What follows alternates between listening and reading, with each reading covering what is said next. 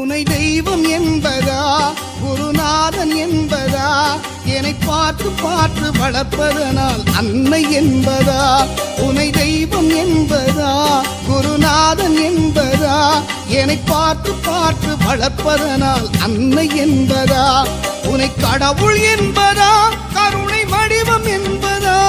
உனை கடவுள் என்பதா கருணை வடிவம் என்பதா ஐயா ஞானதானம் தந்த உன்னை தந்தை என்பதா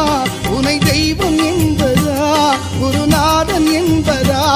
என்னை பார்த்து பார்த்து வளர்ப்பதனால் அன்னை என்பதா